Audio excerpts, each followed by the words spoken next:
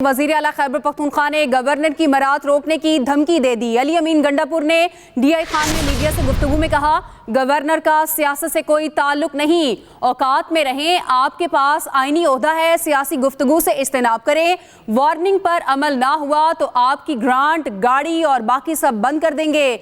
अदालतों का एहतराम करते हैं इसलिए पेश हो रहे हैं। आप गवर्नर हैं, आपका एक आईनी ओहदा है, आप ये पॉलिटिकल बातों से, पॉलिटिकल स्टेटमेंट से और कन्फ्रंटेशन से गुरेज करें, आपका ये काम नहीं है। इस दफा तो मैं आपको कुछ जवाब नहीं दे रहा हूँ, लिहाज कर रहा हूँ उस कुर्सी का, जो कुर्सी आपकी है भी फॉर्म 47 के मुताबिक एक मेरे खाते में तो है इलीगल। फिर जो दोबारा मैंने जवाब दिया फिर मुझसे गिला ना करना कि जी हम फेडरल गवर्नमेंट के नुमाइंदे हैं, फॉर्म 47 के नुमाइंदे ऐसी बात की है। इस दफा छोड़ रहा हूँ, दोबारा नहीं छोड़ूंगा। पॉलिटिकल बयान से, कन्फ्रंटेशन से या बिलो द बेल्ट बयान से आप परहेज करें। आपकी गाड़ी का तो तेल भी मेरे बजट से जाता है, आपकी गाड़ी का तेल तक नहीं होगा फिर। और एक गवर्नर हाउस भी जो है ना आपकी मलकियत नहीं है। ऐसा ना हो कि फिर मैं इसको डिक्लेयर कर दूं आवाम के लिए खोल कर कि ये जो है प्रॉपर्टी है हमारी, और यहाँ आवाम के लिए खोल के मैं इसको हेरिटेज करके पुरानी बिल्डिंग है जब घर बना के आपको 2 कमरों की रस्सी पड़ी है ना नीचे, उसमें शिफ्ट कर दूंगा। अपनी औकात में रहो, तुम गवर्नर हो, सियासत में तुम्हारा काम नहीं है। ना सियासी बयान दो, नहीं सूबे के चीफ एग्जीक्यूटिव को जो इलेक्टेड है, तुम्हारी तरह नॉन इलेक्टेड नहीं है कोई फॉर्म 47 वाला। इस तरह के बयान आना तो मैंडेट के साथ आया हुआ हूँ, इस दफा माफ कर रहा हूँ, दोबारा माफ नहीं करूंगा। और दोबारा अगर बयान दिया तो जाके फिर मैं बताऊंगा कि छोटा हो यहाँ से। और अगर मैं खड़ा हो गया ना तो जिस एक लेटर पे तुम नोटिफाई हुए ना उसी पे डिनोटिफाई भी हो जाओगे, ये तुम्हारी हैसियत है। और इसी पर रद्द-ए-अमल भी सामने आ गया, जैसा मुंह होगा वैसा थप्पड़ पड़ेगा। गवर्नर खैबर पख्तूनख्वा फैसल करीम कुंडी का फौरी रद्द-ए-अमल सामने आ गया। अली अमीन गंडापुर का नाम लिए बगैर वज़ीर आला खैबर पख्तूनख्वा को खरी खरी सुना दी। कहा, आइंदा जो जुबान इस्तेमाल करोगे वैसा ही जवाब मिलेगा। मैं एक आईनी ओहदे पर मौजूद हूँ, मुझे गवर्नर हाउस का तहफ़्फ़ुज़ करना आता है। जब उन्होंने कल कहा और मैं एक आईनी ओहदे में बैठा हूँ कि हम गवर्नर हाउस में भी दौड़ जाएंगे, मुझे गवर्नर हाउस का तहफ़्फ़ुज़ करना आता है। अगर वो कल इस पे रिहर्सल करना चाहते तो मैं तैयार, उसके साथ करने को तैयार हूँ। मैं उससे कहना चाहता हूँ कि अपनी जबान को लगाम दे दे और अपने करतूतों की लगाम दे दे। मैं इसरार गंडापुर नहीं हूँ कि तुम कुछ कर लोगे। मुझे पता है कि तुम्हारे जैसे गुंडों से निपटना मुझे आता है कि मैं किस तरीके से निपटूंगा। मैं डायलॉग से नहीं, मैं अगर गुंडागर्दी करोगे, जो जबान इस्तेमाल करोगे उसी जबान में जवाब आएगा। ये PTI के क्लासरूम नहीं जिसको तुम डांट लोगे और होगा। आइंदा जैसे मुंह होगा वैसे थप्पड़ मिलेगा इंशाल्लाह। अगर आप इतने तगड़े थे, फिर जिधर छुपे हुए थे सारी दुनिया को पता था, फिर मैदान में आकर इलेक्शन लड़ते, फिर कहते कि मैं आया हूं और मैं जेल में जाकर इलेक्शन लड़ता हूं, फिर उस वजह छुपे हुए थे। लिहाजा मैं कन्फ्रंटेशन में नहीं जाऊंगा। लेकिन अगर आप बदमाशी करेंगे तो ये सबसे बड़ा बदमाश फिर मैं हूं, फिर मैं आपको दिखा दूं कि तुम कितने बड़े बदमाश हो। ये बदमाशियां, ये डायलॉग अगर आपको चाहिए तो आप किसी फिल्मी उसमें चले जाएं, फिल्म में काम करें, वो डायलॉग उधर मारें। इसी तमाम तर सूरत हाल पर बात करेंगे, अपने नुमाइंदे शाहिद हमीद हमारे साथ हैं। शाहिद, कहिएगा मामला क्या है, फैसल करीम कुंडी का क्या कहना है? जी देखिए, ये जो कुछ आज हुआ है ये एक्सपेक्टेड था, क्योंकि फैसल करीम कुंडी जो गवर्नर हैं इस वक्त सूबे के और अली अमीन गंडापुर जो वज़ीर आला हैं, ये दोनों एक ही हलके से ताल्लुक़ रखते हैं और इन्होंने एक दूसरे के खिलाफ इंतखाबात किए हैं, इलेक्शन किए हैं। और हालिया जो 8 फरवरी का इलेक्शन था उसमें भी ये दोनों एक दूसरे के मद्दे मुकाबिल थे, जिसमें अली अमीन गंडापुर साहब जो हैं वो कामयाब हुए। तो ये टेंशन थी दोनों के दरमियान। और जब फैसल करीम कुंडी को पीपल्स पार्टी ने गवर्नर नॉमिनेट किया और उन्होंने हल्फ उठाया तो वहीं से ये सूरत हाल वाज़ेह हो गई, क्योंकि वज़ीर आला उनकी तकरीब हलफ बर्दारी में भी शरीक नहीं हुए। आज चूँकि दोनों DI खान में मौजूद हैं, अली अमीन गंडापुर साहब वहाँ पे मौजूद हैं, उन्होंने वहाँ अदालत में उनकी पेशी थी, वो अदालत गए, उन्होंने वहाँ पे टॉक्स की, गुफ्तगू की मीडिया के साथ, और उसमें उन्होंने फैसल करीम कुंडी जो गवर्नर हैं उन्हें उनके हवाले से ये गुफ्तगू की कि वो उन पे शाहिद आप हमें अपडेट कर रहे थे, शुक्रिया आपका। आगे बढ़ते हैं। पार्टी पॉलिसी की खिलाफ वर्जी पर पाकिस्तान तहरीक इंसाफ का शेर अफजल मरवत को शो कॉज नोटिस जारी, जिसमें कहा गया है कि शेर अफजल मरवत ने ऐसे बयान दिए जिससे पार्टी की साख को नुकसान पहुंचा है। आपके बयान से पार्टी मेंबर्स और स्टेक होल्डर्स के दरमियान ताल्लुकात खराब हुए। शेर अफजल मरवत 3 दिन में तहरीरी वजाहत दें वरना कार्रवाई की जाएगी। अगर आपका जवाब इत्मीनान बख्श ना हुआ तो पार्टी आपके खिलाफ एक्शन लेगी। पार्टी पॉलिसी की खिलाफ वर्जी पाकिस्तान तहरीक इंसाफ का शेर अफजल मरवत को शोकॉज नोटिस जारी। साबिक निगरान वज़ीर आज़म अनवारुल हक आकर फॉर्म 47 की बात कर रहे हैं। हम पिटीशन दायर करेंगे। ऑपोजिशन लीडर उमर अयूब की फैसलाबाद में गुफ्तगू कहते हैं कि हम माफ़ी किससे मांगे और क्यों मांगे। शेर अफजल मरवत को बानी पार्टी की हिदायत पर शो कॉज नोटिस जारी किया है।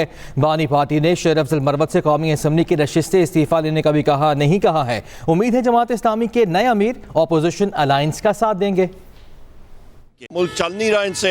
इन्होंने गंदम का क्राइसिस चोरी कर, इन्होंने गंदम तकरीबन 1.3 अरब डॉलर का 350 अरब रुपए का टीका लगाया। काकड़ जो साबिक वज़ीर आज़म था उसने ख़ुद कहा है हनीफ अब्बासी को कि मैं फिर पोल खोल दूंगा फॉर्म 47 की गवर्नमेंट कैसे बनी है। तो ये तो हालात हैं इनके।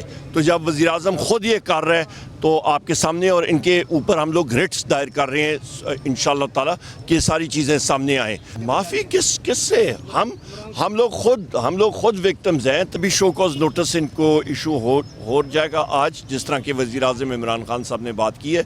और पॉलिटिकल और वज़ीर आज़म इमरान खान साहब ने ये हिदायत दी थी कि पॉलिटिकल कमेटी डिसाइड करे। सियासी माहौल बेहतर बनाने के लिए सिर्फ नवाज शरीफ किरदार अदा कर सकते हैं।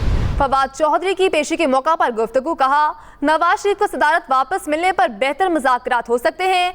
राना सनाउल्लाह की जानिब से पीटीआई से बात का बयान दुरुस्त सिमत में एक कदम है। एक बयान आता है पीटीआई पर पाबंदी लगा दें, अगले दिन बयान होता है बातचीत कर लें। वाज़ेह करें बात करनी है या पाबंदी लगवानी है। बानी पीटीआई ने रिहाई या डील के लिए कोई बात नहीं करनी।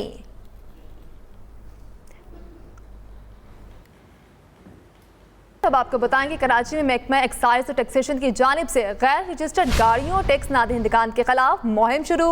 एक्साइज हुकाम ने सूबे भर में टैक्स अदायगी ना करने वाली गाड़ियों की जांच शुरू कर दी। सीनियर सूबाई वज़ीर शर्जील मेमन कहते हैं कि गैर रजिस्टर्ड गाड़ियाँ सड़कों पर लाना गैर कानूनी और टैक्स की अदम अदायगी जुर्म है।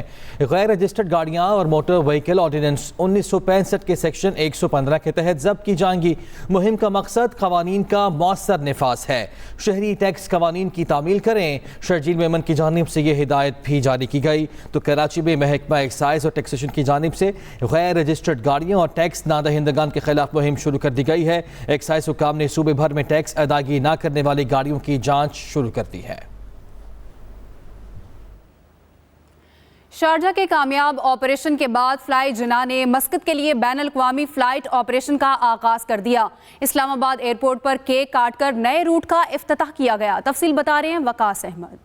फ्लाई जिना देखते ही देखते तरक्की की नई मनाजिल तय करने लगी। डोमेस्टिक के बाद बैन अल-अक़वामी फ्लाइट ऑपरेशन में कदम जमाना शुरू कर दिए। शारजा के कामयाब ऑपरेशन के बाद फ्लाई जिना ने मस्कत के लिए भी बैन अल-अक़वामी फ्लाइट ऑपरेशन का आगाज कर दिया। पहली परवाज 172 मुसाफिरों को लेकर इस्लामाबाद से मस्कत के लिए रवाना हो गई। चीफ एग्जीक्यूटिव ऑफिसर फ्लाई जिना अरमान याहिया का कहना है फ्लाई जिना ने अपनी उम्दा और आरामदेह सफरी सहूलियात की बदौलत हवाबाजी के शोबे में आला मकाम हासिल किया। इंशाल्लाह ताला आप देखेंगे, जैसे मैं कहता आ रहा हूँ कि हमने काफ़ी सारे ममालिक की डेजिग्नेशन अप्लाई की है। जैसे जैसे उन ममालिक से इजाज़तनामे आते रहेंगे हम इंशाल्लाह ताला मुख्तलिफ ममालिक में अपनी परवाज़ों का आगाज़ करते हैं। इस्लामाबाद एयरपोर्ट के मैनेजर आफ्ताब गिलानी ने कहा इंटरनेशनल रूट्स पर नई एयरलाइन के आने से मुसाफिरों को बेहतर सफरी सहूलियात की फराहमी में मदद मिलेगी। आज की जो फ्लाइट है इसमें खास तौर पर हमारे बहुत से लोग जो मिडिल ईस्ट में मुकीम हैं और जो बहुत से लोग हमारे वहाँ पे काम भी कर रहे हैं रोजगार के लिए, उनके लिए बहुत अच्छी ये फ्लाइट्स का आगाज हो गया है। परवाज की रवानगी से पहले एयरपोर्ट पर शानदार तकरीब सजाई गई जिसमें डायरेक्टर फ्लाई जिना अली मस्कतिया और chief security officer ASF colonel Nadeem Asif भी शरीक हुए। इस मौके पर मुसाफिरों के साथ केक भी काटा गया। एयरपोर्ट के चेक इन काउंटर्स और हाल को फ्लाई जिना के रंगों जैसे गुब्बारों से सजाया गया। Waqas Ahmed, Express News, Islamabad. Bulletin में बात करते हैं पाक फौज में आला सतह पर तरक्कियां और तैनातियां की गई हैं। DG ISPR major general Ahmed Sharif Chaudhry, major general Umar Bukhari और मेजर जनरल अनायत हुसैन को लेफ्टिनेंट जनरल के ओहदे पर तरक्की दे दी गई है। पाक फौज के सरबराह जनरल आसिम मुनीर ने तरक्की पाने वाले 3 स्टार जनरल्स की तैनाती कर दी। तरक्की पाने वाले लेफ्टिनेंट जनरल उमर बुखारी को कमांडर 11 कोर पेशावर तैनात कर दिया गया। लेफ्टिनेंट जनरल अनायत हुसैन को chief of logistic services GHQ तैनात किया गया है। लेफ्टिनेंट जनरल अहमद शरीफ चौधरी को DG ISPR बरकरार रखा गया है। गुज़श्ता रोज तीनों मेजर जनरल्स को लेफ्टिनेंट जनरल के ओहदे पर तरक्की दी गई थी।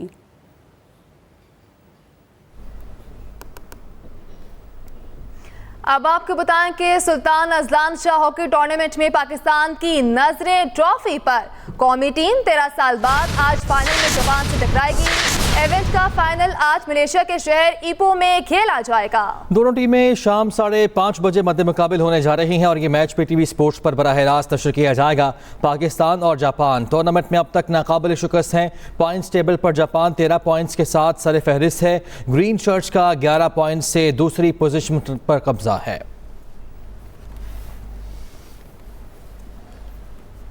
इसी के साथ न्यूज स्टूडियो से फिल वक्त इतना ही। मजीद बाखबर रहने के लिए विजिट कीजिए हमारी वेबसाइट express.pk। इसके अलावा आप हमें फेसबुक और एक्स पर भी फॉलो कर सकते हैं। तो देखते रहिए एक्सप्रेस न्यूज और रखिए हर खबर पर नजर।